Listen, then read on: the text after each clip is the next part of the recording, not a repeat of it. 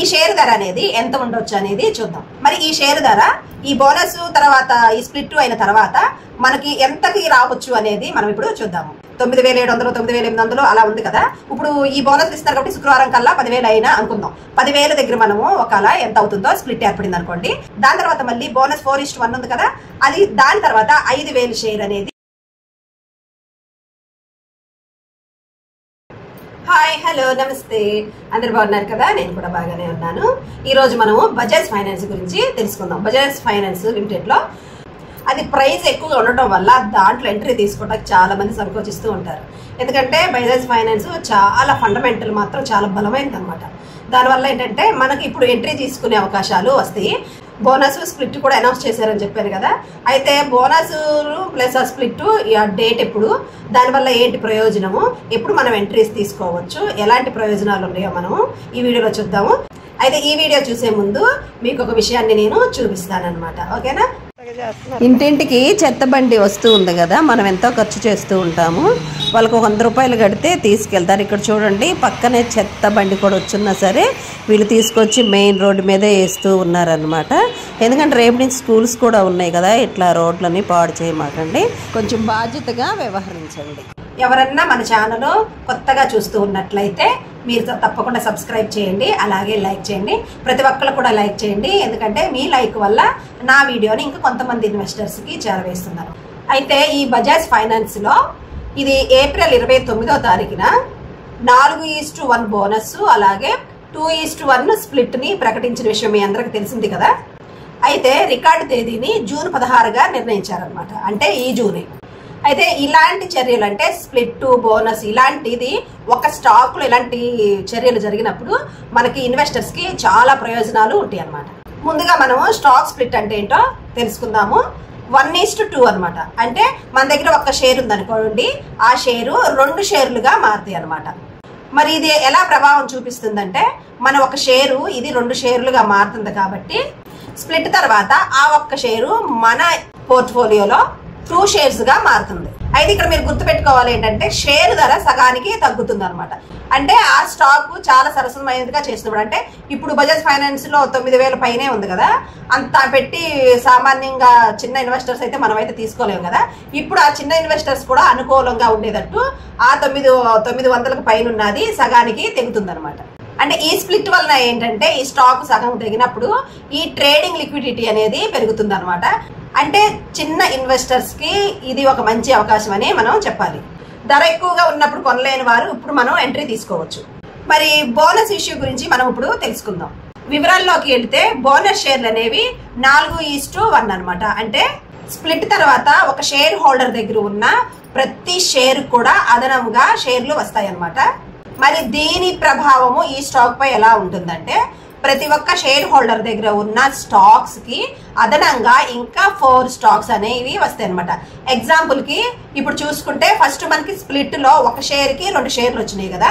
అంటే ఇక్కడ ఎన్ని షేర్లు ఉన్నట్టు 2 షేర్లు. 2 షేర్లకి మళ్ళీ బోనస్ అప్పుడు 4:1 అంటే అక్కడికి ఎంత అయింది, ఈ 2 షేర్స్ ప్లస్ ఆ 1 షేర్ కి ఆ 2 షేర్ ఉంటాయి కదా మన దగ్గర, అప్పుడు ఎంత అయింది, ఆ 2 షేర్ కి ఒక్కొక్క షేర్ కి 4 వస్తాయి. అంటే ఇక్కడికి 8 షేర్లు అయినాయి. ఆ ప్లస్ ఆ 2 మొత్తం 2 × 5 = 10 షేర్లు అనేవి మనకి అదనంగా వస్తాయి అనమాట.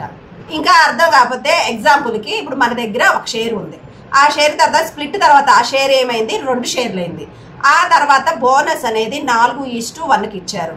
ఇచ్చినప్పుడు ఏమైంది, అవి ఆ 2 షేర్లు ప్లస్ ఆ 2 షేర్లకి ఒక్కొక్క షేర్కి 4 అంటే 8 ప్లస్ ఆ 2 10 అనమాట. అంటే 5 × 2 = 10 షేర్స్ అనేవి మనకి అదనంగా జారీ చేయబడతాయి అనమాట.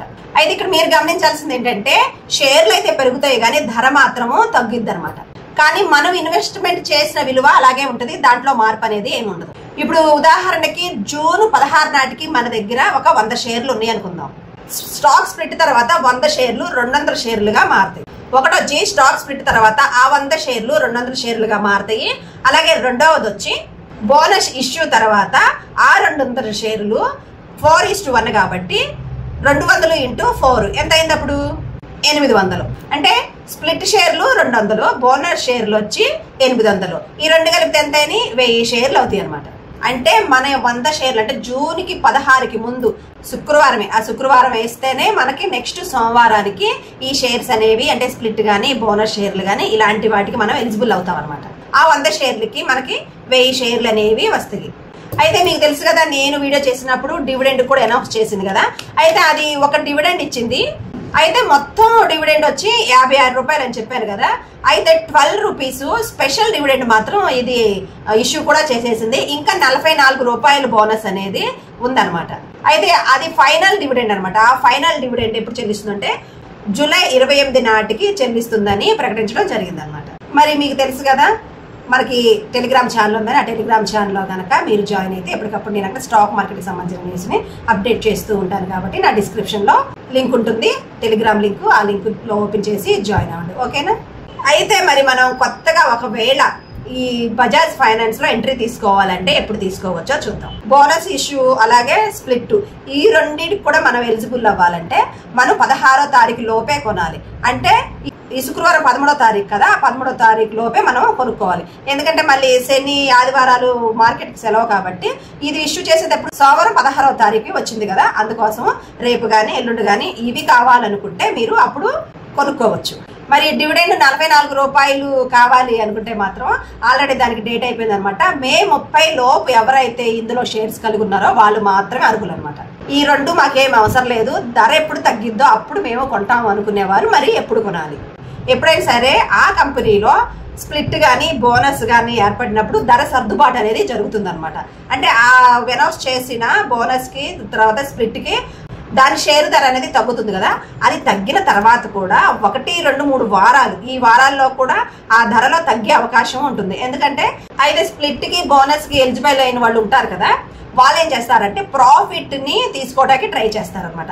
ఎక్కువ అందులో ఎప్పుడైతే ఒక స్టాక్ లో ప్రాఫిట్ అనేది వస్తుందో దానిలో సెల్లింగ్ ప్రెజర్ అనేది ఉంటుంది కదా, దానివల్ల ఏంటంటే వాళ్ళు బుక్ చేసేసుకుంటారు. కాబట్టి ఇంకా స్ప్లిట్ అయిన తర్వాత ఇంకా ధర తగ్గే అవకాశాలు ఎక్కువ ఉంటాయి. కాబట్టి 1, 2, 3 ఈ వారాలలో మీరు ఎంట్రీస్ తీసుకోవచ్చు. అలాగే ఈ స్టాక్ లో ఎంటర్ తీసుకోవాలి అనుకునే వాళ్ళు ఎప్పటికప్పుడు ఈ స్టాక్ యొక్క ధరని అప్ అండ్ డౌన్ అవుతూ ఉంటుంది కదా, ఈ ధరని గమనిస్తూ కరెక్ట్ టైంలో సరైన నిర్ణయం తీసుకొని ఎంటర్ అవ్వచ్చు అనమాట. అంటే ప్రతి స్టాక్ కూడా పడిపోయిన తర్వాత ధర అనేది స్థిరంగా ఉంటుంది.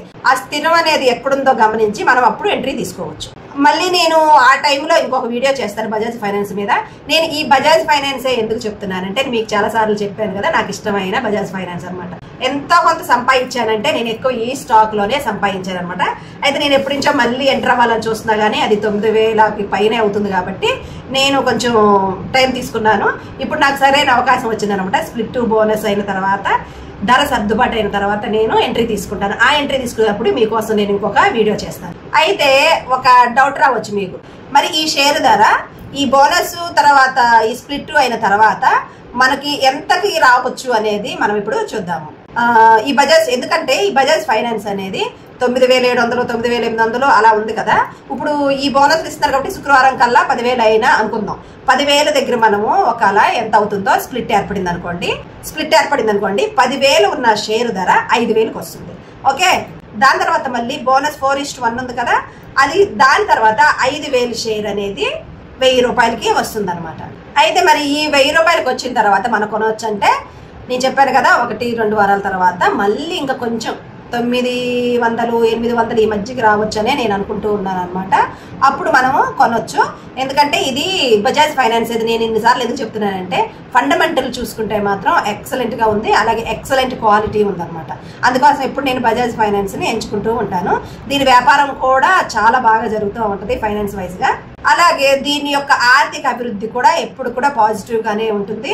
దీని ఆధారంగానే ఎక్కువ నేను ఈ బజాజ్ ఫైనాన్స్ లో ఇన్వెస్ట్ చేస్తూ లాభాలని పొందుతూ ఉంటానన్నమాట. అయితే మనం ఇందులో షార్ట్ టర్మ్ కి ఒకవేళ ఇన్వెస్ట్ చేయాలనుకుంటే బోనస్ స్ప్లిట్ కి ముందే మనము ఈ షేర్ను కొనుక్కొని ఇది లాభాలు అంటే షేర్ ధరలో హెచ్చు తగ్గులు వస్తున్నప్పుడు ఆ లాభాలని బుక్ చేసుకొని మనం, లేదా రికార్డ్ డేట్ తర్వాత మీరు ఈ షేర్ లో ఎంటర్ అయ్యి ఇందులో ధర తగ్గిన తర్వాత అప్ అండ్ డౌన్స్ చూసుకొని మీరు ఇందులో స్వింగ్ ట్రేడింగ్ లాంటివి, అంటే షార్ట్ టర్మ్ అంటే స్వింగ్ ట్రేడింగ్ కింద కూడా వస్తుంది కదా, అట్లాగా 1 వారం 2 వారాల్లో నెల లోపు మనం ఇందులో గెయిన్స్ తీసుకునే అవకాశం ఎక్కువగా ఉందన్నమాట. కానీ షార్ట్ టర్మ్ వాళ్ళు చాలా జాగ్రత్తగా ఉండాలి. ఎందుకంటే అప్పుడు కొంచెం రిస్కులు ఎక్కువగానే ఉంటాయి షార్ట్ టర్మ్ వాళ్ళకి. ఎందుకంటే ధర అనేది సర్దుబాటు అవుతూ ఉంటుంది కాబట్టి. ఎందుకంటే మన యొక్క ఇన్వెస్ట్మెంట్ ప్లాన్స్ ఉంటాయి కదా, వాటికి ఇబ్బంది కలగకూడదు కదా, దానివల్ల నేను ఈ విషయాన్ని మీకు తెలియజేస్తున్నాను. అయితే ఈ స్టాక్లో మాత్రం లాంగ్ టర్మ్ మాత్రం అసలు ఆలోచించాల్సిన అవసరం లేదు.